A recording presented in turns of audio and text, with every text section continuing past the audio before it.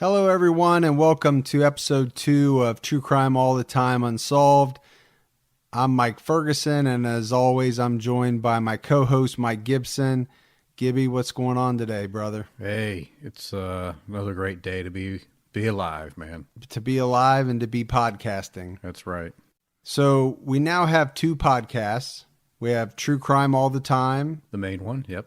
which is our first podcast, and then the one you're listening to now, which is True Crime All the Time Unsolved.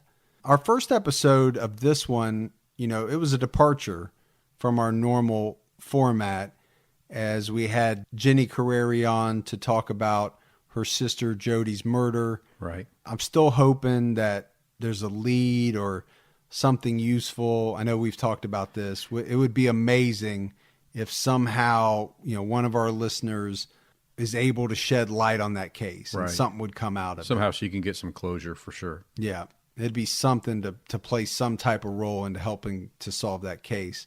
But this week we're back to doing what is really our normal format, and that's basically you and I talking about the facts of the case. Right. So at first I want to play something from the Oakland County Prosecutor's Office. In 1976 and 1974, 4 preteen children were abducted and murdered over a 13-month period, and collectively they became known as victims of the Oakland County child killer. They were Mark Stebbins, age 12, last seen in Ferndale on February 15, 1976. His body was found in Southfield on February 19, 1976. Jill Robinson, age 12, last seen in Royal Oak on December 22, 1976. Her body was found in Troy on December 26, 1976. Christine Mihalik, age 10, last seen in Berkeley on January 2, 1977. Her body was found in Franklin Village on January 21, 1977.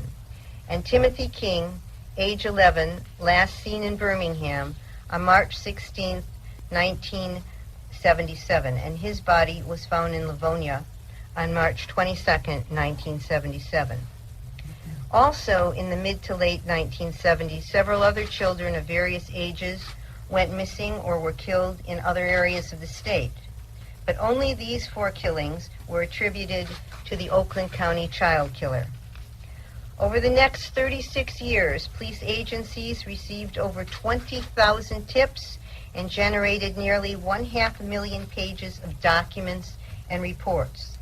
They conducted thousands of interviews and looked at hundreds of pieces of collected evidence. But as you all know, those murders were never solved. What you're listening to there is, and you can tell by the fact that she said 36 years ago, that was probably, 4 years ago? So 2012, 2013. Right. That was a press conference that they had, and basically that was the prosecutor, I believe, from Oakland County, and they had all this task force, law enforcement from all the jurisdictions where these crimes occurred. And so she lays out a pretty good synopsis. Basically, what we're talking about today is the case known as the Oakland County child killer. It's often abbreviated OCCK. You may see that online a lot. And this is a case about an unidentified serial killer that's responsible, they believe, for the murders of at least 4 children, 2 girls and 2 boys, that all occurred in Oakland County, Michigan. And this was back in 1976, 1977. So, Gibby, we're talking about 40 years. Right. That this case has been unsolved. You're talking about 40 years of these folks' families Not knowing, searching for the answers. We're going to talk about some of that. Some of these families have spent untold amounts of money to try to find the killer or get information to help them find the killer. They've basically devoted their lives to trying to find the killer of their murdered child. this case is also known as the babysitter killer, right? Yeah, I mean, I've some heard some that. people dub it that way, and the reason they do that, right, is because they say that majority of these bodies, when they were recovered, you could tell that they were freshly cleaned. They were just bathed, washed, and as we get into the details of the case, you hear how the bodies are found and how they were put back together, as far as the clothing and things like that. So, But that says something. yeah, well, I sure mean, it that does. definitely means something because, and we're no experts, but for somebody to take the time to do that, There's a level of guilt, maybe. yeah. Well, it's also it's a signature, right? It happened on all four. It's one thing that helped in at least in the early stages before DNA. It's one thing that helped link, I believe, all four of them together. Yeah. So did they do it for that, or did they do it because they were trying to erase evidence? I don't think it was anything that. I think it was more that where you were kind of leading with it. Yeah, but I mean, it's definitely something that's very interesting in this case because how many times do you hear about something like that happening? Right. But so, we're talking about a 13-month period of time that spans 76 and 77. Like we said, 4 children were abducted and murdered, and their bodies were left in various locations within Oakland County. And basically what we're talking about here is Detroit, the suburbs of Detroit. It was said that the children were each held different periods of time, ranging from, I think, Just a few days to I think the longest was maybe 19 days. yeah, almost 3 weeks. Yeah. Before they were killed. So, does that mean something? And again, we're going to get into all of this, Right. but you have to take these little facts and tidbits as you go along and think, because unlike our other show, we don't know all the facts. We don't.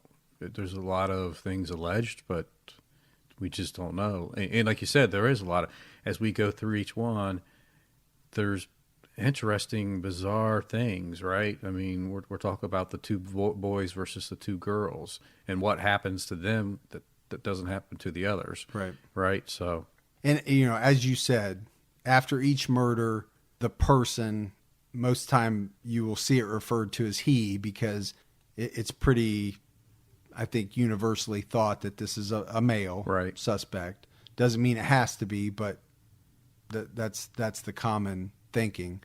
Clean the bodies, like you said, clean the clothes, place the bodies basically on display. yeah. So they were, I mean, all the bodies that were recovered were easily found, almost like they wanted to make sure that someone found them fairly soon, that they weren't like in the woods, with leaves piled on top of them, right? They wanted the bodies to be found. And it was that because they wanted the family to have some closure that the child wasn't missing, that the child was actually dead and they could bury something? Or was it more of a game, more of a, I don't know. Well, and so the first one would go to your theory of that this is a person that had some type of guilt or feeling or remorse, sympathetic. because I would think somebody that had no feelings or no remorse about a killing wouldn't go to all that trouble, unless it's the other thing you talked about, which is this was something that was done to try to hide evidence. But we know there's evidence found. Oh, absolutely. Which we'll talk about. This was a huge deal during this 13-month period. Yeah. It caused a lot of panic throughout southeastern Michigan. Well, And this was back when people were talking about stranger danger. Absolutely. That was a big thing. Yeah. And it even came down to where we live. I mean, you used to live in Detroit for a short period of time. I did. So from where we are now, that drive to Detroit's what, Make about 3.5 hours. 3.5 easy. hours. So Maybe 3 if you're Yeah. really, really pushing it. So it basically in the Midwest, people knew about this. It's not far. Right. Right. Yeah. And there was dinner conversations going on for sure. you and I are of an age where we were young, but still Right. alive when this happened. Yeah. And I think we have to talk about this, right?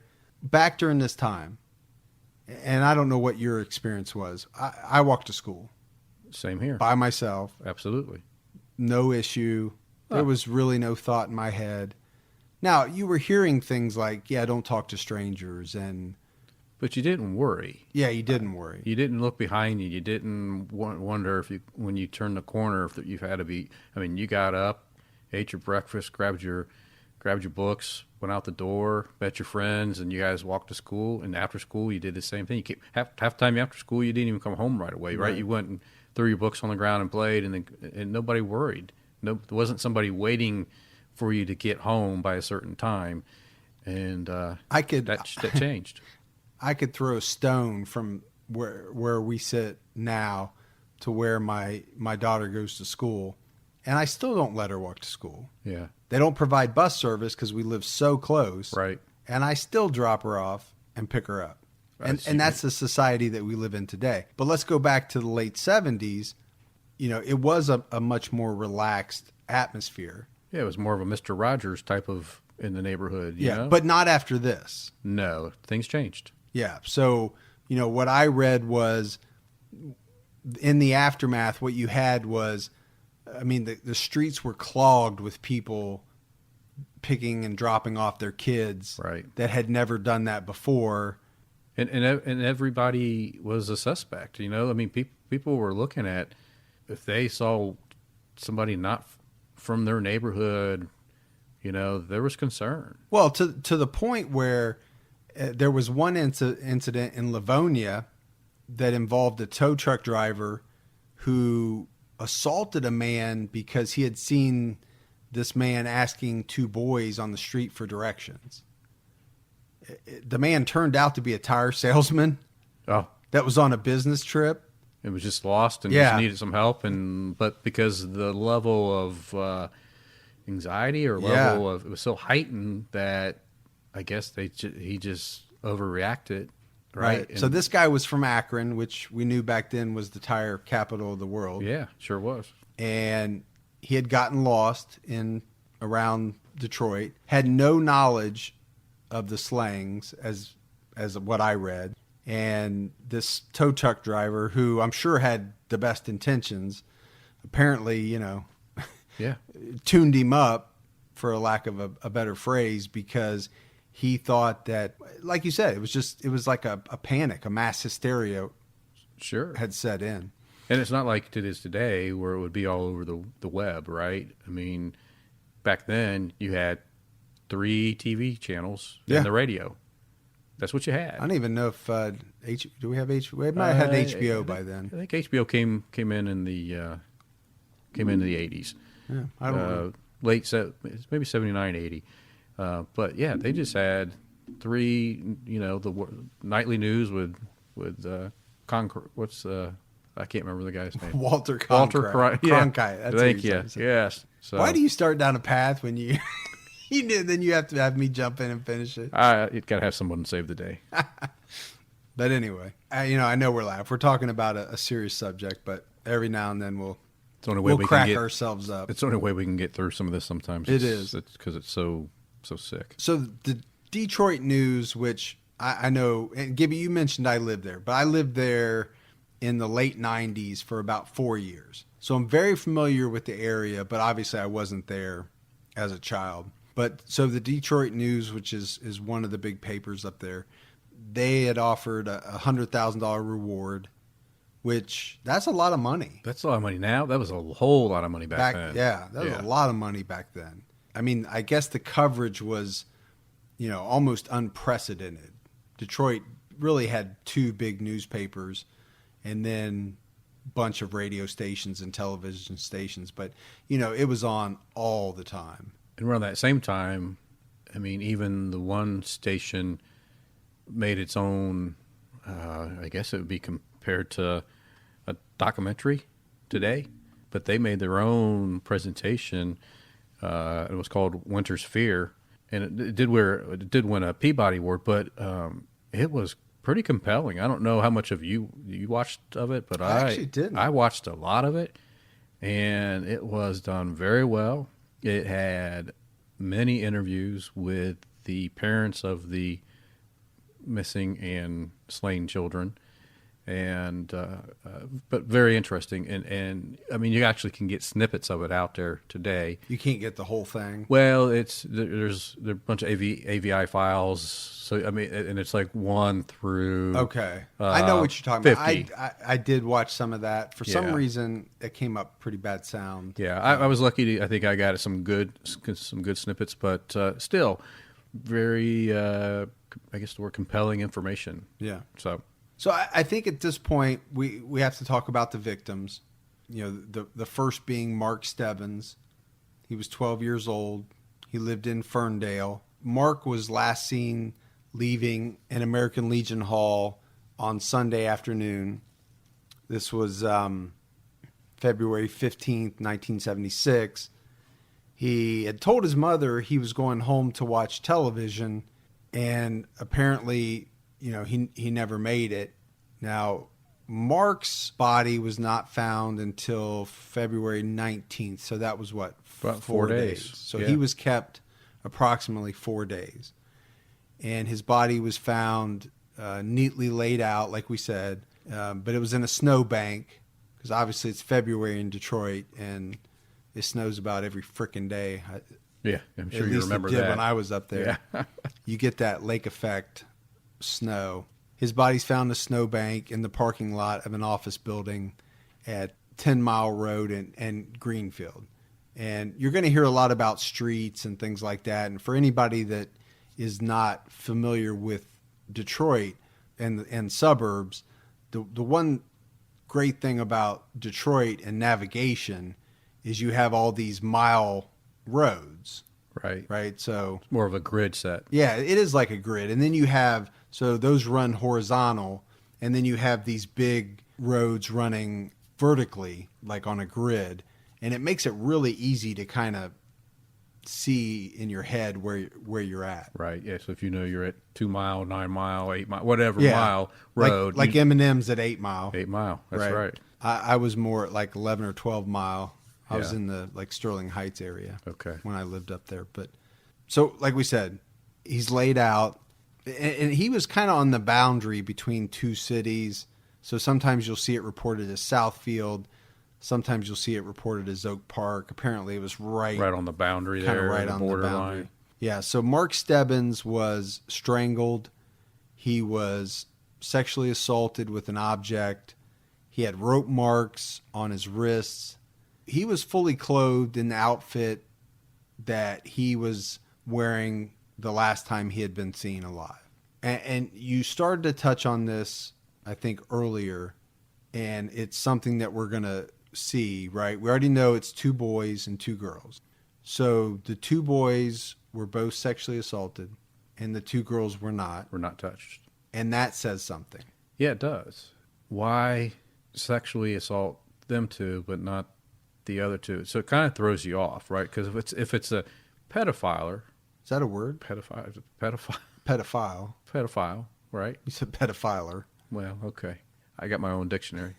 If it's a pedophile, they typically like either boy or girl. They don't like both, typically. I would say that's true. All right. So if it is a pedophile, then we know it's one that likes boys. But then why the girls? Why even mess with the Why girls? take them at all? Yeah. Right. Why- I see what you're saying. Yeah, and it's not like a mistaken identity. I mean, the girls had long hair. Yeah. Why? So I think what you're getting at is if you're going to abduct 4 people, 4 kids, why not 4 boys? And I think we'll touch on that because we're going to talk about a lot of different theories. Sure.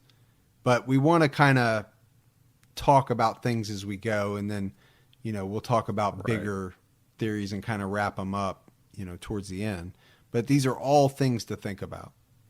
So, you know, the next victim is Jill Robinson. She was also 12. She was from Royal Oak. And I don't know what Royal Oak was like in the late 70s, But when I lived there, Royal Oak was it's a very, very nice place. They have a lot of restaurants, like outdoor type scenario. You can walk up and down the street. Just a really cool place. I had a good buddy that lived in Royal Oak, and we used to go over there a lot. Jill's a little different situation. She had packed a backpack and had actually run away from home on Wednesday, December 22nd, 1976. You know, she had had an argument with her mother, had something to do with dinner preparations. The day after her disappearance, her bicycle is found behind a hobby store. Her body is found about 4 days later. So again, about the same, she was kept about the same amount of time as Mark Stebbins. Her body's found December 26th. Day after Christmas. Right, the day after Christmas. Now, her body's found close to 75. Most people, especially on this side of the country that we're on, are very familiar with Interstate 75. You know, it runs all the way from Michigan down through Florida. But she's found, you know, near the interstate and also near Big Beaver Road in Troy, which I was at many times. But more importantly, she's found within eye distance, basically, from the police station, right? The Troy police station. So, I mean, one, whoever's doing this, I don't know how else to say it, but they got some balls. That to leave her that close to a police station, right? When you have a whole bunch of different options, exactly. Of all the places to drop the body, why some, you know, right? In basically plain sight of a police station. Now, Jill was killed in a much different manner than Mark, right? She was killed by a single shotgun blast to the face. I mean, that's brutal to even think about. And there was some speculation that maybe the killer thought they suffocated her and she was dead, but then she came to, and in a panic that the killer at that point grabbed the shotgun and shot to make sure that she was actually dead. So, but now here again, obviously didn't shoot her right next to the police station. So shot her, then shot her somewhere, and somewhat even cleaned that up. Yeah, you're right. Because I mean, she was fully clothed. She still even had the backpack on that she'd been wearing, and again, it's still snowing out, so. You know, he lays her out neatly in the snow. But again, displayed, basically. There seemed to be no purpose behind wanting her besides the fact to kill her. Because she wasn't abused. Nothing was done to the body, according to the police and coroner, right? Right. So she was not sexually assaulted. So basically she was just abducted. But that doesn't mean there wasn't a reason that somebody... Well, that's true. And you know, right. we may get into that. Exactly. Because obviously there was a reason. Figuring out what the reason was, I think... That's the tricky part. Is the tricky part. Yep, you're exactly right. So next we have to talk about Christine Mihalik. You know, Christine was the youngest of the four. She was only 10 years old. She was from Berkeley. And she was last seen on Sunday, January 2nd, 1977. And I wanted to kind of talk about this because if you look at the first two, there was kind of a gap there, a bigger span, I should say. You went from February 76 for Mark Stebbins all the way to December. Yeah, 10 months. Yeah. Yeah. Now you go between the second and third victims, only what, a week and a half? Yeah, not give much, or take. Not much time goes by. So I don't know what that means either, but I'm just pointing it out because everything means something. Sure. In an unsolved case. So again, Christine last seen Sunday, January 2nd, 1977. She's at 7-Eleven store on 12 Mile at Oakshire, again in Berkeley. So a mail carrier spotted her fully clothed body 19 days later on the side of a rural road in Franklin Village. Yeah. I really don't know where that is. I can't remember. That doesn't sound familiar to me, but it's in, I'm sure, the suburbs around. Yeah, Right. Detroit suburbs. Now, Kristen had been smothered. So, as we're going through this, Mark is strangled. Jill is possibly suffocated, but ultimately killed by a shotgun blast. And now Kristen is strangled. And not sexually assaulted. And not sexually assaulted. And basically found... I'm sorry, I said strangled. I meant smothered. Smothered. So again, all of these things we've got to keep in the back of our mind. Right. They mean something. And she was found the same way. Basically, she was found cleaned and with the same clothes and on the snowbank, and they made sure her eyes were closed and her arms were folded across her chest. Right. It just keeps coming back to, and I don't want to say the person cared, because if you cared, you wouldn't have done what you did. But it just. But maybe they cared after the fact, after they had already done. Maybe they were religious, and maybe their religion, and they were twisted on one end of it, but on the end of it, the back end, they thought if they did this, that somehow it made it okay. I don't know. Yeah, I just don't get it. I really don't either. But again, like you talked about the other, Joe Robinson being displayed close to a police station. Christine, her body is laid within a view of a whole bunch of houses. Right. This is not, it does say rural road, but apparently there were easy to find homes nearby. So this person is not picking some cornfield where there's nothing out. That the person wants the body to be found. I believe they so. want the body to be found so it can be returned. Right. They don't want it out there where it's going to decompose or animals will get to it. Right. They're making sure it's set up so it's easily found. And I think because they feel guilty to the point, somehow they want to give the family closure. That, or it's really, really sick and they're playing a really huge game. Yeah. So there's something there. All right. So the last victim is Timothy King. Timothy was 11. Basically what I read was, he'd borrowed some money from his older sister. He left his home in Birmingham on his skateboard, and he was basically going to the nearby drugstore to buy some candy. Right. Something that I remember doing a lot. Well, same here. By myself. Yeah, we would leave.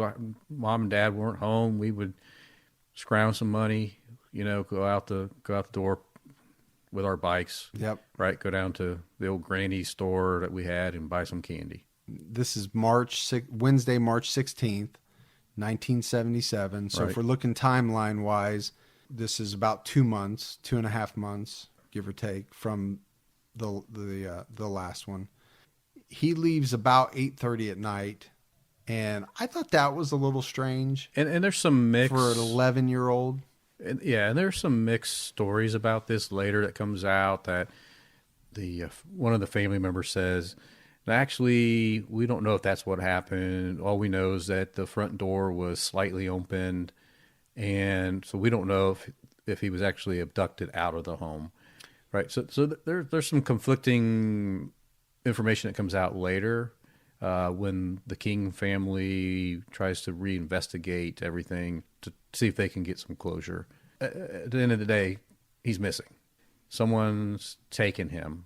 By all accounts, what I read, he left the store by the rear entrance, which opened to a parking lot that was shared with a supermarket, I guess, next door. And then from there, he was never seen. But there, an extensive search was done. There was widespread media coverage because, by this point, this is the fourth and person. They know what the outcome's probably going to be because of the previous. And I think with each one, they're starting to maybe put, not to say that the first one wasn't bad, but obviously with each one, it becomes even this is where more concerning. I know where you're headed. This is where I think it gets really freaky for me when you get into what happened to him when the body was found, but when they do the autopsy and what they find. in his system. You're talking about his Yeah. what he had eaten. Yeah. So well, yeah, let's get into it. I mean, and Timothy's father has been a very big part of this investigation since it happened. I mean, when you research this case, Yeah, he's still at it. yeah, and he's in his late 80s now, I think. Yeah. If he's still alive. Right.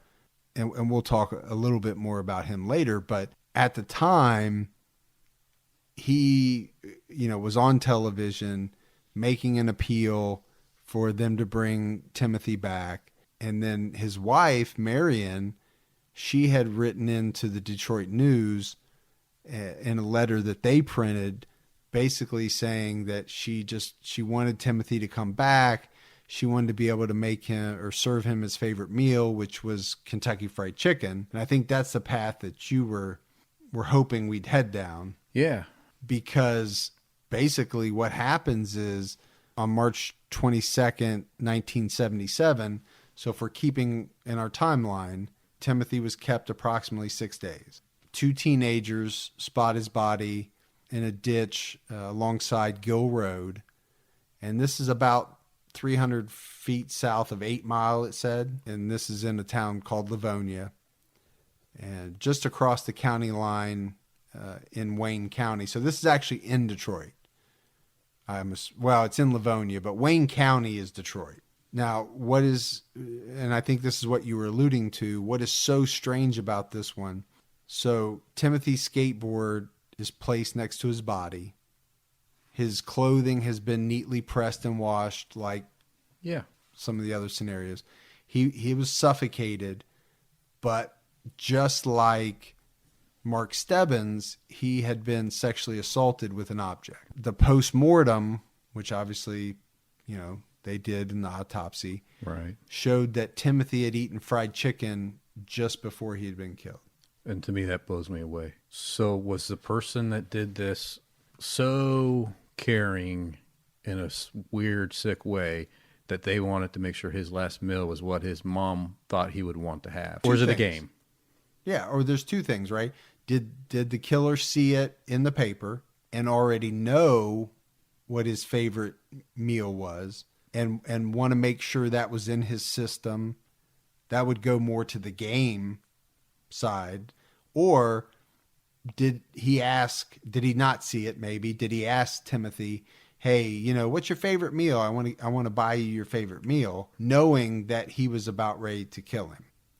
And in that way, I think it could be either one. Is it a caring thing because this person felt bad that he knew he was about ready to murder this young boy, so he thought an act of kindness was to make sure that he Which is weird because got why his didn't favorite he? meal? If he felt bad about he was going to kill, why didn't he feel bad about what he did up to that point? Well, that's a whole nother can of worms, right? Right. So I don't know. It just to me, it's just bizarre. Yeah, but it is.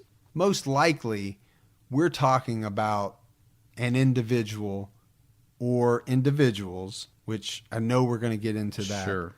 that are maybe not stable.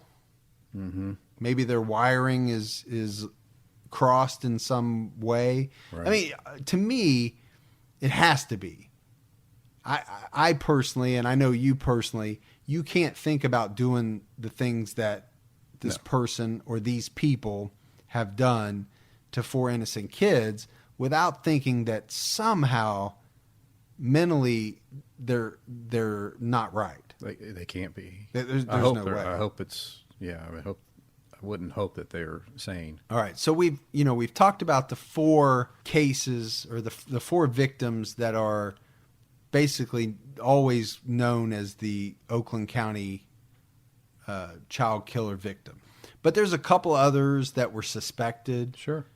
James Davison was 13. He was abducted in 1974. So this would actually been, precede Right. the 4 cases. And he was missing for several days. He was strangled, left in an alley, face down in Oakland County. In a similar fashion, he was found about 4 days later on June 26th, wearing the same clothes that he went missing in. And so there are a lot of similarities there. The one thing that I did not read here is that he was sexually assaulted. And maybe he was, and you have that. I don't have that. And the fact that he's found face down, that's not. It doesn't fit. Doesn't fit 100%. Yes, and I'm sure that's why.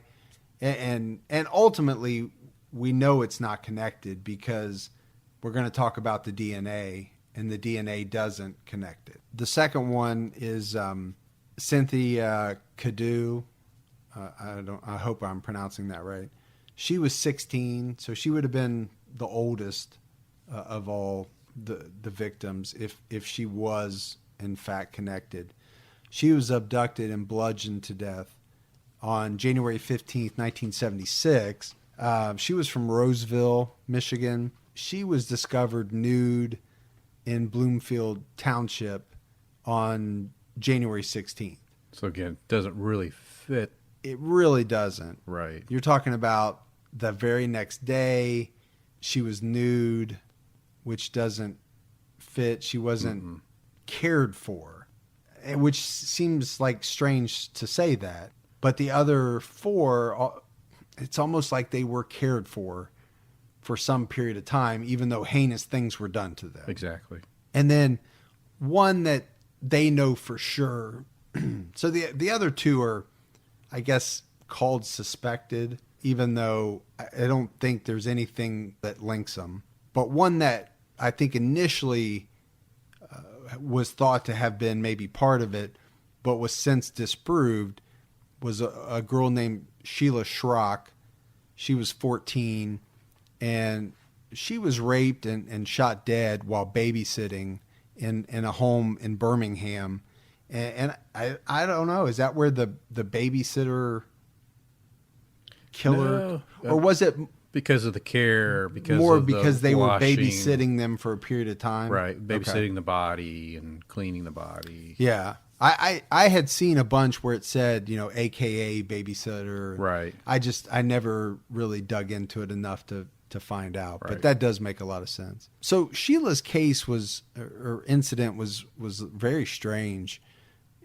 Somebody broke into this house that she was babysitting, and a neighbor actually saw the entire attack from his roof where he was shoveling snow. Right. Now, this is January 1976. It's around the time the big blizzard hit Ohio. 76 or 77, I can't remember. Yeah. One of the two.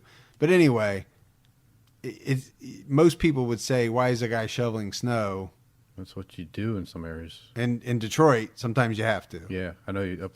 Upper part of New York, you always do. Yeah, but I mean, there were times where we lived up there where no matter what we did, we couldn't get out of our driveway. Right. The snow just would not stop. And it snows a lot here in Ohio, but there's something about that area and that lake effect. Sure, Canadian air, lake snow. effect. Right. Sometimes it gets crazy up there. Now, the one thing about Sheila Schrock's case is that a man actually confessed to it. Well, and it also doesn't fit, right? Because it's a female being raped, right? Yeah. And we know that that's not the... And it involves the MO.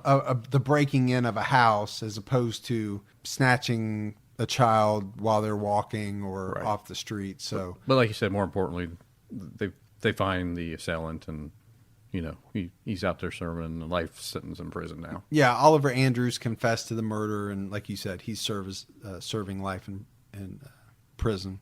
We already touched on this a little bit, but obviously the authorities pretty early on realized, and especially after they discovered Christine Mihalik's body, they realized that these cases were looking very similar.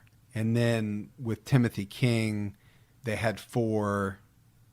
Again, they knew they were dealing with some kind of serial case, I'll call it, because at least they thought all 4 of these were connected. So the Michigan State Police, they jump in, and they're leading kind of a task force, I guess, made up of 13 different communities.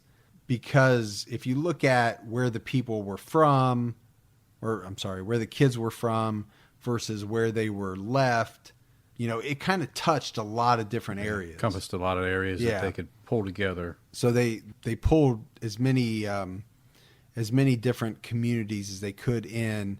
And so this task force was devoted to nothing but trying to, you know, figure out who had taken and killed these 4 kids.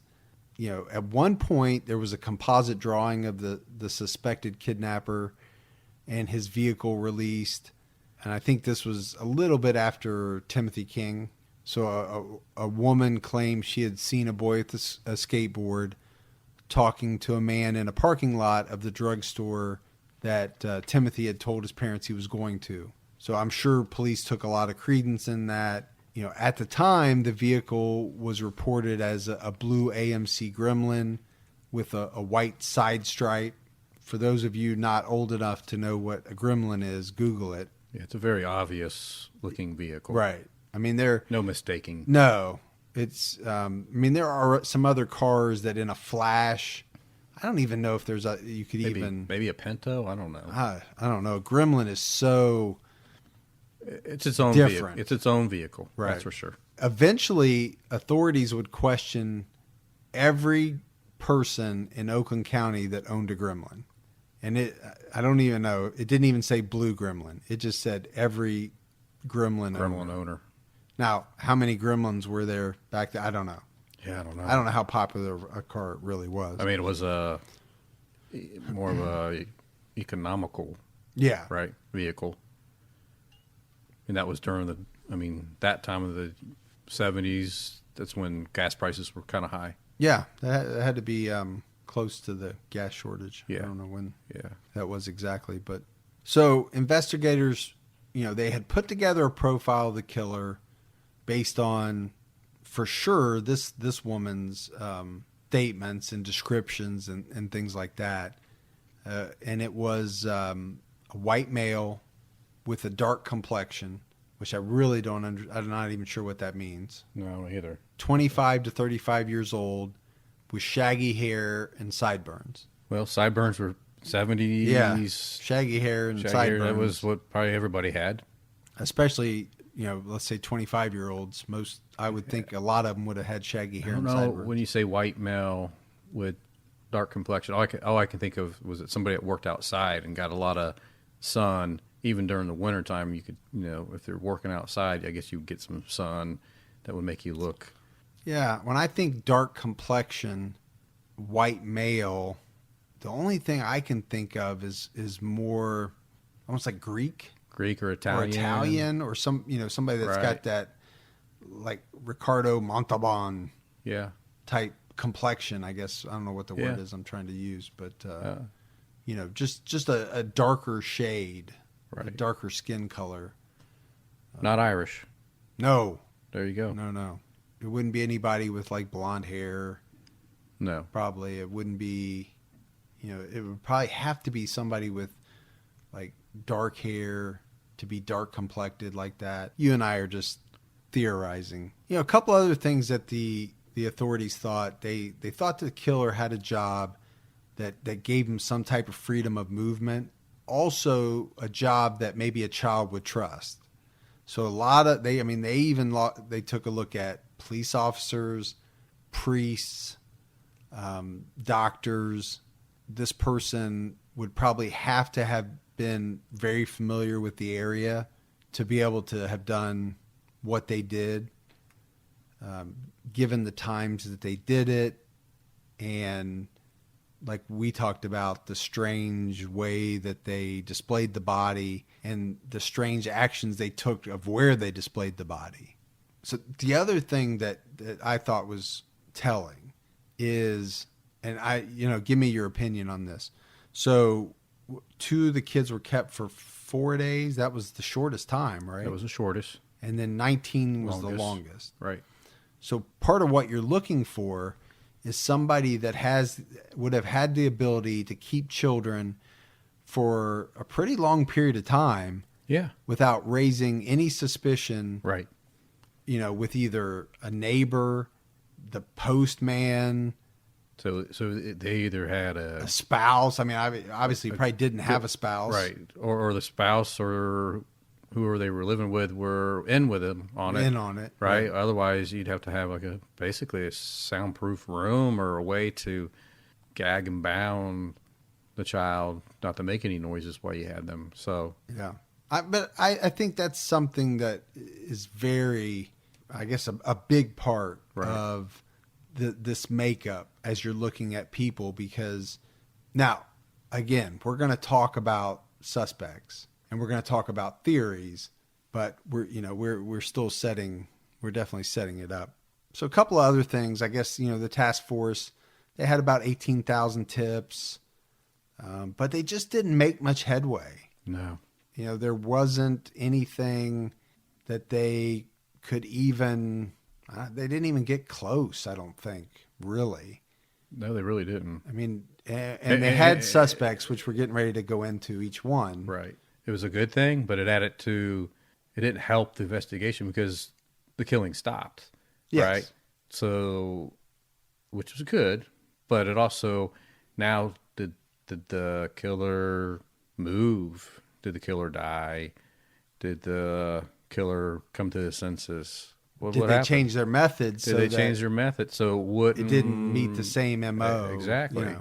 The task force disbanded in December of 78, so they weren't at it Too long. I guess. Well, I mean, it's a long time. It's but a long time. Eventually, I guess it turns to what you probably would call it a cold case. Right? Yeah, I mean, It's ongoing if anything comes up, but they don't have the manpower on it. they had to disband the task force because those people had to go back to wherever where their own community. each respective. Yeah. So Right. basically what they had to do is they turned it over to the state police, Right. and the state police, worked it for a long time until they create a new task force, which Right. we'll talk about in a minute. But let's get into suspects. Okay. Because I think there is some interesting stuff here. The first one on my list is a guy named Alan, Yeah.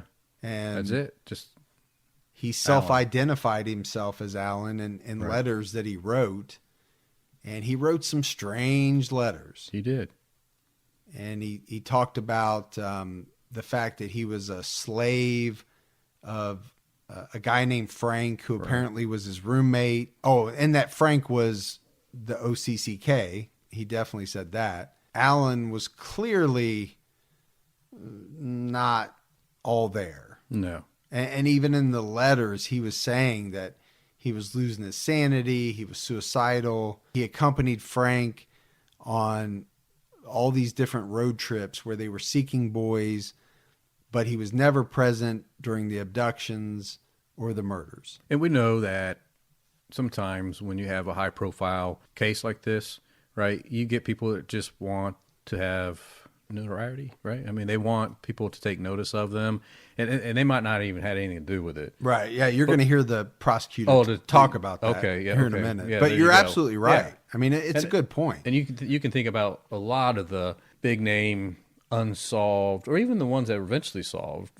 Other people They get a lot of leads that don't turn out, and it's just crazy people saying, "I did it." Yeah. Put the camera on me for Sure. a while. Alan says that Frank drove a gremlin. Well, that was probably all over the news. Sure. Shocker. And so, I mean, there just really wasn't much to Alan, but, he was a suspect. Apparently, they had some kind of, it was almost like Zodiac-esque communique with the psychiatrist. with the psychiatrist. And, you post this in the Sunday's Free Press and we'll communicate that way. Well, ultimately, they were supposed to meet. Right. Alan was supposed to meet this psychiatrist, and he never showed, and they never heard, from him again. There was never another letter. Nothing. So most likely Crank, like you said, either looking for attention or looking to play games. But the next guy is not. No. So There's something there. On my list, and I know you and I don't always have the exact same notes and lists, but I've got Archie Sloan. So is that good? We That's talk good. about him. Yeah. Sloan was a known pedophile. he had been convicted of that. So you can say that. He victimized young boys in his neighborhood, but he became a person of interest late. And I don't know how. I know he became much later in this case, like 2012-ish. Yeah. I don't know how much they looked at him before. There was a lot of people on the radar. Right. But when he really became a real serious person of interest was when they had kind of reformed a task force, and they basically found hair samples in his 1966 Pontiac Bonneville that matched hair that was found on the bodies of the two boys. Right. And the interesting thing about this is later they talk about the gremlin, and later in some of the conversations with the detectives and others, it's brought up that gremlin, and I mean, maybe we'll cover it later, but the gremlin was always at that drugstore. It was some of the conversation that was had. But there was a conversation about a 66 to 69 Pontiac, and it was darker color Le Mans. Yeah. Which is is a bigger car. Yeah, but it's similar to like a Bonneville. Yeah. So I think, obviously that was they were on the right path there. And like you said, they find hair samples from the two boys, right? They do, but I want to talk about that gremlin because that is the type of clue or the type of and obviously this lady's trying to do the right thing. Right. She's trying to give a description, but that's the kind of thing that can send the investigation off in a totally different and start discounting people. Right. And it does. I think it does for a long period of time. Yeah. I mean, to the point that don't they end up going to some field in Ohio and they dig up? Yeah, it's in Michigan. Well, it's in Michigan. And it was okay. just like a number of years ago. It wasn't that long ago. Yeah. Because somebody found a buried blue gremlin. Right. So it has to be something related. Yeah. Right. But let's get back to Archie Sloan. And I think I got to stress this because I had to read this a number of times to make sure that I fully understood. So the hair samples that were found in the Bonneville, they matched hair that was found on the two boys, but they didn't match the hair that was found on the other two victims. Correct. And they didn't match Archie Sloan. No. That's kind of where you got to put all the pieces together. But the hair that was found on the boys was found in the vehicle. Yes. His vehicle. So that we know. Yes. And it was the first, I guess what you'd say, real piece of concrete evidence that linked the murders of Timothy King and Mark Stebbins. Right. At that point, you could prove those two were done by the same person. Yes. Right. Because the type of DNA on the hair, all you could prove that person, you can't narrow it down to an individual. You could just narrow it down to, right, the on the mom's side of that family. It could be any brother, sister. You could get within a reach, but you couldn't narrow there's a it. name for that, and I can't remember what it's called. Something else that came out of this was, we haven't mentioned it, but there was white dog hair. Yeah. That was found On all the bodies, on right? all four victims. Again, they didn't have DNA back then. No. Later on, they were able to say for certain that white dog hair on all four victims, it all came from the same dog. Right. So that's a big. It is. That's a It is connection. big. And we'll eventually get there, but we know one of the possible suspect has a white dog. So, yeah. So we've tied, like human hair is tied two of them together. Now this white dog fur hair tied all four together. right. And, Archie Sloan becomes this big suspect at this point. But the one thing that it does is it starts to exonerate most of the current suspects that they'd had over time. Right. Now, whether that's a complete exoneration or whether they just no longer looked as viable. I'm not sure, because I don't know how it exonerates everybody, and you and I are going to talk about that. So let's move forward, because we still got a lot to cover here. Chris Bush. Yeah. Chris Bush was probably one of the first suspects. Mm-hmm. And he was the son of a former GM executive. He was a 4-time convicted pedophile. Yep. That, by all accounts, spent hardly any time in jail. And it was said probably because of his family's wealth, right, and connections. What is strange about Chris Bush is that about 18 months after the last abduction, which was Timothy King, Chris Bush commits suicide. He does. And this is, in August of 78 at his family's home in Bloomfield Township. There's a lot to this Chris Bush thing. Yeah, there is. That really made him look like he was the guy. Yeah.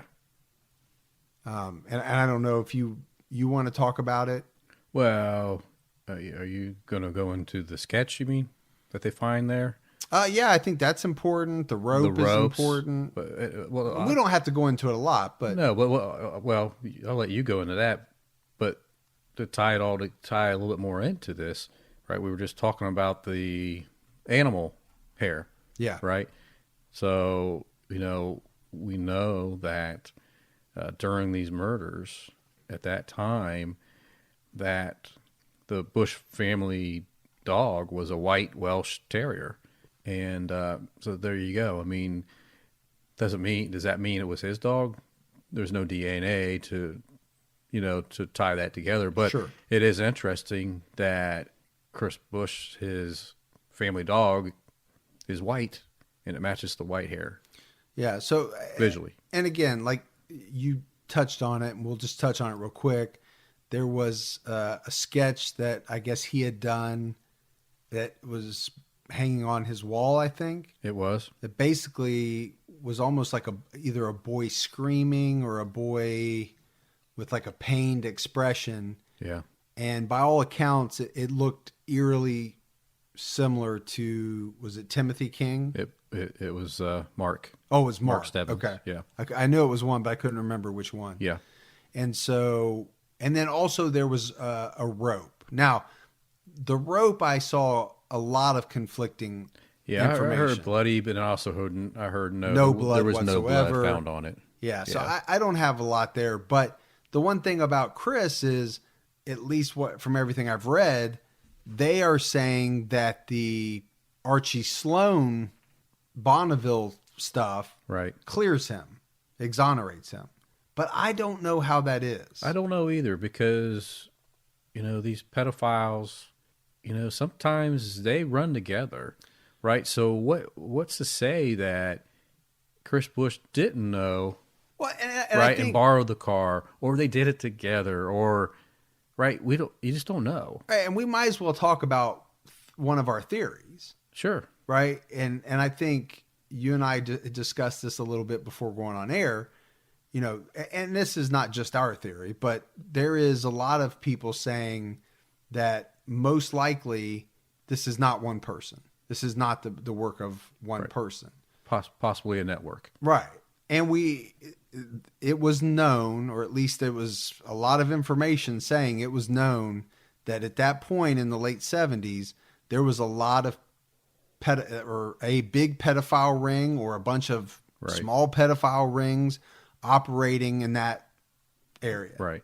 We're going to get interesting because the next suspect I think you're going to talk about, there's a tie in here. Yeah. Before we get there, though, I wanted to play a clip, and I meant to play it after Archie Sloan, and I forgot.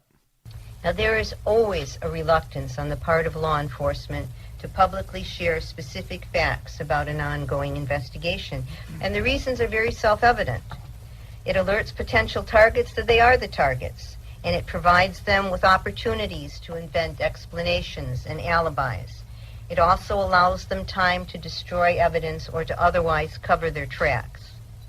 There are also, and it's sad to say, individuals who perversely seek attention and notoriety by falsely confessing to killings or accusing others using information that has been placed before the public. However, there are times when investigators do need the assistance of the public. Release of information may spark a memory or encourage someone to come forward, and this is such a time. Back in 1976, the Southfield Police Department was working an intense investigation, and that investigation uncovered a person of interest who had been convicted of a sexual assault against a male minor. Investigators asked this individual to come into the police station so that they could interview him. The investigators also asked for permission to search his car. The car was a 1966 Pontiac Bonneville. The investigators took tapings from the interior of the car, and on those tapings were small hairs, fibers, and fur. They were placed in evidence where they remained for decades until this material was submitted to the FBI DNA unit at Quantico for testing and analysis. The testing revealed that those hairs recovered from the boys' bodies have the same mtDNA profile as the hair recovered from the 1966 Pontiac Bonneville. DNA samples were then obtained from the driver of the car and sent to Quantico. That testing, however, revealed that the hairs do not come from the driver of that vehicle. The driver of that vehicle is not the donor of either the hair found in the Bonneville or the hairs found on the boys. That's the, I believe, the Oakland County prosecutor. And Gibby, it goes back to what you were saying about, release of information. And it's one of the reasons why they don't, so they don't have these crackpots that come forward. And, Right. We're talking about the fact that it wasn't Archie Sloan's hair. To me, doesn't mean he wasn't involved. And it doesn't mean that some of these other people we're talking about weren't involved either. Yeah, I just don't. Yeah, I don't. Exonerate is a strong word. Right. And so, like you said, let's talk about James Gunnels. He was a suspect. Yeah, I mean, there's two tie-ins here, right? Yeah, and really, he was a person of interest or suspect or whatever word you want to use that came along later, like 2011 later. Right, because of the DNA potential match. Yeah. Yeah. Yeah. So what happened was a hair that was found on the blouse of Christine Mihalik was tested for DNA. Mm-hmm.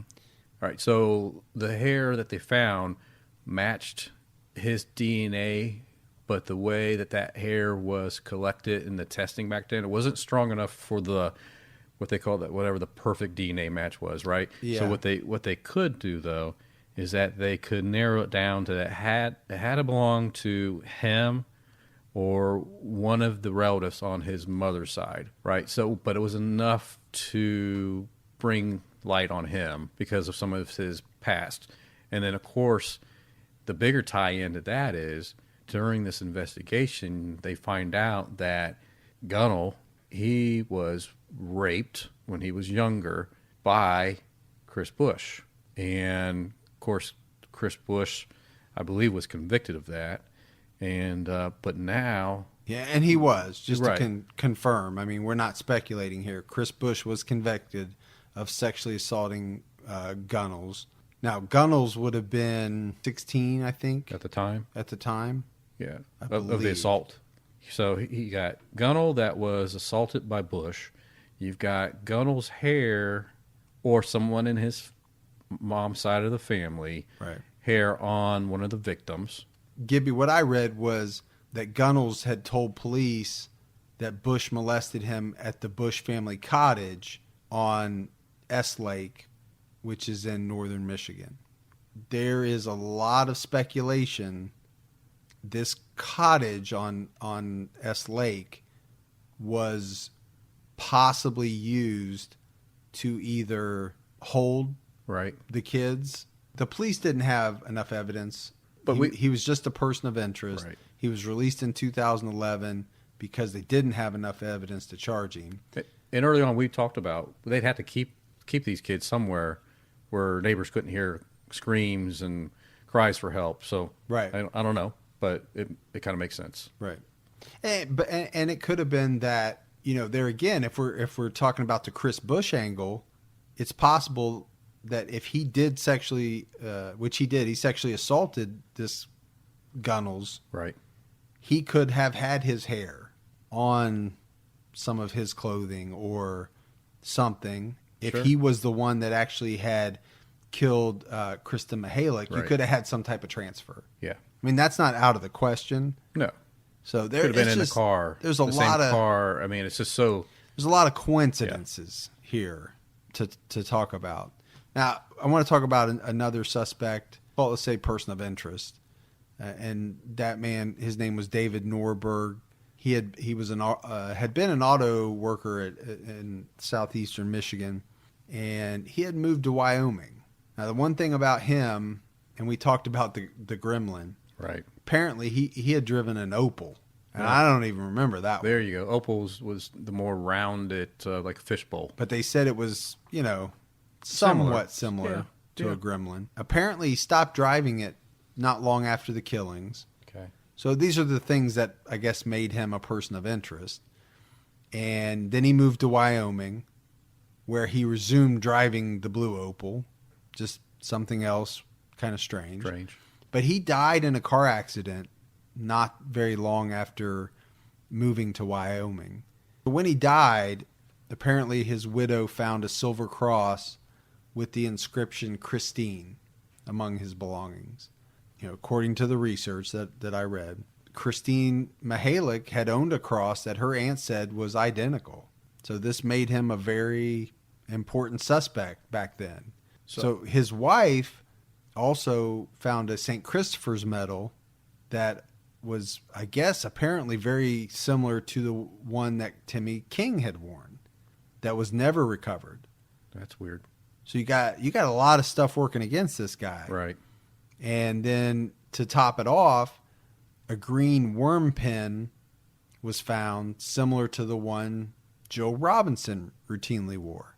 So that's a lot of stuff stacking up against this David Norberg. Here's the crazy part. His wife gave all this stuff away after her husband died. So much time had passed before they went. I don't think they even went out to Wyoming. I think it was like 1999. So it was 20 some years. It was quite a while. She couldn't remember who she gave them to. But we know, well, I should say he was cleared. Right. David Norberg was cleared because they exhumed his body and did DNA testing. Yeah. Now, we're talking about what does that mean? Cleared, exonerated. I don't know. I don't know either. I don't know, how did he get it? How did he get those items? If they really were, in fact, Yeah. the real deal, How did he get them? that would be one hell of a coincidence to happen to have three things Right. that matched. So was he involved? Did he know the killer? And Did somebody give it to Give him? it Yeah, to him. I don't know. But everything I read said he was cleared by the police. right. So, we have to say that. We got a couple more we'll run through real quick. I thought Todd Warzecki was an interesting individual. He was apparently a suspect in some murders back in 1972 in the same kind of area of Detroit. He had served a few years in prison for attempted abduction and sexual assault. Police had said sometime after he got out of prison, he tried to pick up a hitchhiker, but as the hitchhiker was getting in the car, they got rear-ended by another car. Wow. The hitchhiker lost a leg in this accident, but investigators theorized that this accident may have saved this guy's life. Right. Because they think this Warzecki was maybe out to do something bad. Right. And apparently he was questioned in the OCCK killings. But this is the crazy story, and the reason why I wanted to talk about it. So they went to see him, and they requested a sample of his DNA. And before he could give it, he committed suicide. That's weird. which is strange because once he's dead, they're going to get the DNA. Right. Which they did. They sent it off to Quantico, to the FBI, and it came back as a negative match of all the samples. But why would this guy commit suicide when all they want is his DNA? Is it because he didn't have anything to do with this, but maybe he had something to do with Others? another case? I don't know. Or he didn't know that they wouldn't have his DNA, but he was part of the ring, Yeah. right? The part of the pedophile ring. I don't know. I really don't either. But it makes you wonder. But I think probably another good one you're headed to is probably the next one on your list. Well, you say it, and I'll say it. We'll see if it is. Theodore? If it's the crazy one. No, but we can do Theodore, though. Well, I think Theodore is a good one. Yeah, go ahead. I'll let you say his last name. I'm going to say it's Lamborghini. That's what I was going to say too. It's real close to Lamborghini, but it's got an E on the end. So I'm going to go with Lamborghini. So we know he pleaded guilty to 15 sex-related counts involving young boys at one point. But I think to me, this is the strange part, right? You know, he's being convicted of 15 counts of sex-related counts. With young boys. With young boys. Especially. Yeah. And they offer him a plea bargain that all he had to do was take a polygraph test, right? Regarding OCCK. Right. It's all he had to do. And he rejects this. Why would he reject doing a polygraph on that? Why would you take the full length of your sentence if he didn't do it? All he had to do was take the test, and they would have said, you passed, and we're going to reduce your sentence. Yeah, I mean, the only theory, and I'll just throw this out there, the only thing that I can think of is he thought, okay, let's say he didn't do it, but he failed the polygraph, and they used that to convict him, then he would get a much longer sentence. I mean, that's the only thing. Right. But to maybe it was on the advice of his attorney. Maybe. But to me, if I was in that position and I knew I didn't do it, I would be thinking long and hard about, taking the plea. Absolutely. Now, investigators told the Detroit television station in 2007 that he was considered the top suspect. Yeah. Now, that top suspect thing has changed. Oh, it's flip-flopped so many times. A bunch of different times. Right. But you're right. I mean, that is a very interesting... it's almost like Warzecki. Why does he commit suicide? Right. Instead of giving a DNA sample. I guess it's for me. It's talking about having each of those individuals, right, suspects. That's a lot of bad people. And I know that's a big metro area. Oh, sure. But that's still a lot of bad people in that area up there. Each of them did terrible things. But you can't tie any of them, at this time to those 4 murders. Yeah, well, I mean, the family of Mark Stebbins was so sure that Theodore Lamborghini had killed their son that they filed a wrongful death lawsuit against him. They did. It was only for $25,000. Right. So I don't think they were after... Well, he probably didn't have any money anyway. Yeah, I don't think it was about the money. I think it was about trying to prove that he had done it. Yeah. He was interesting. Yeah, he definitely is a character. And then I think the craziest one of all we've probably saved for last. Yeah. Which is, a guy that's been connected to everything. everything. Like. And that's John Wayne Gacy. He was investigated. Yeah. Because apparently a witness to the Timothy King abduction saw 2 men with Timothy. Yeah. The first suspect, which I think we talked about, was described as a young man, 25 to whatever. Right. The second, they said, bore a strong resemblance to Gacy. The other thing was that allegedly Gacy was in Michigan around the time of the murders. Yeah. Now, again, DNA test done in 2013 indicated Gacy was not involved in the Oakland County killings, but I can see how you can use DNA to conclusively prove that somebody did something, maybe. But it seems harder to me to rule somebody out. Be easier to rule them out. Oh, so you think the other way? Yeah. Well, because look, if the limited method that they were using, all it could tell them is that if you would have to have this DNA and be in that line of DNA, period. And if they took your DNA sample and you didn't match that line of DNA, you're out, right? Right, of the hairs that they have. Right. But what if I'm involved in the murder or the abduction, and I don't drop any hairs? Well, yeah, I get don't what you're leave saying any there. DNA. Right. There could be 4 people in the car. For whatever reason, somebody sheds hair and the other 3 don't. Right. So I see what you're saying. How do you eliminate the fact that just because they don't match that hair sample, they're out? Right. And I'm not saying John Wayne Gacy was involved. That would be... I think that's far reach. Right. From Now, he was, and we're going to cover him on our other podcast. Sure. He did kill boys. He did. That was his and I wonder thing. I wonder if... But it is what makes it such an interesting case. I mean, it's obviously it's sad that 4 children lost their life.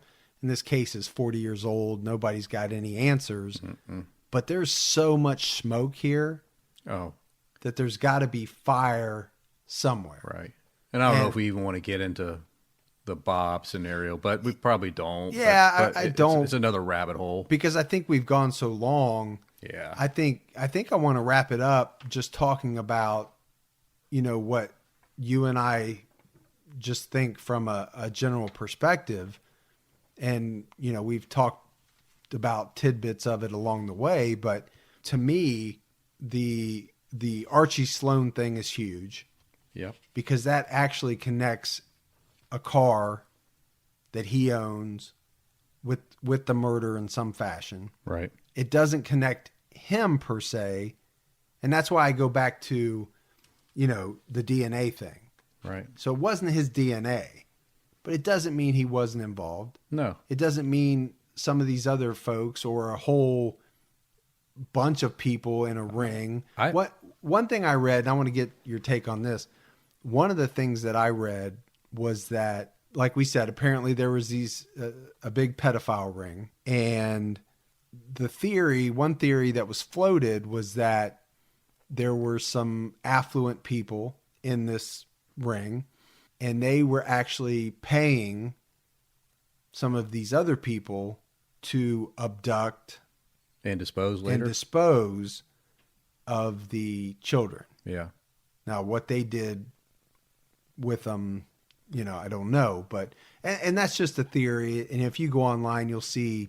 But it's a believable theory. Hundreds of theories. I think at that time, it was, for whatever reason, it was pretty high pedophile cases. And as you look at this, there's so many different tie-ins that you could see that this could just been a group of pedophiles that worked together for the same common cause of their illness, right? Sickness. I waited to talk about the boys versus the girls, right? Right. You had mentioned early on why were the 2 boys sexually assaulted and why were the girls not? Why pick up the girls? But so in my mind, what if you have somebody that's not what they're after? They're after something else, but it's not a sexual assault. Is that? And I don't want to get into like graphic details or anything like that. Maybe that explains why certain things were done to the boys and not the girls. And not the girls. Yeah. I don't know. I mean, we could sit here all night and theorize. But I mean, there's just so many avenues. But, hopefully something eventually will come out of all this and there'll be some type of closure for the families. Yeah. I think the amazing thing is, I mean, they haven't given up. No, the Kings are still the Kings and Oh well, yeah. I mean, Stebbins. I mean, they're all still trying, and the King, I read something about I think his name's Barry. That's Tim's dad, right? Timothy's dad. I think so. Barry. He has spent a ton of money on Freedom of Information Act filings Yeah, to try to get what the police has. I mean, and he has a website out there. I think it's called A Father's Story. yeah, he does. I looked at it. Yeah. So, yeah, no, what I was getting at was that the law enforcement hasn't given up No.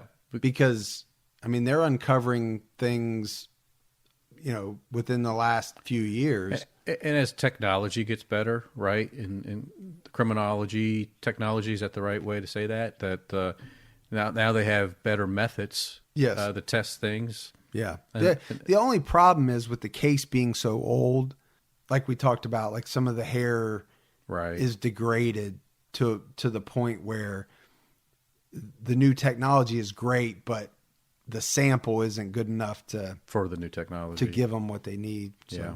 I think it's a fascinating case, but a heartbreaking case at the same time. And at the time, it was probably one of the biggest cases in the media ever at that time that the United States ever heard of. I would Yeah, say it was off the charts. It was off the charts because, again, like we talked on other podcasts, it involved children. Right. And like I've said before, Yep. nothing riles up people as much That's the as, truth. seeing children harmed. And especially, I mean, these were heinous, what happened to these kids. But yeah, for listeners, if you want to do more research, there is a ton of it out there. We couldn't even cover No. 100th of it in Over 40 years of different. Yeah, no, it's interesting, and if it's something you're into, definitely.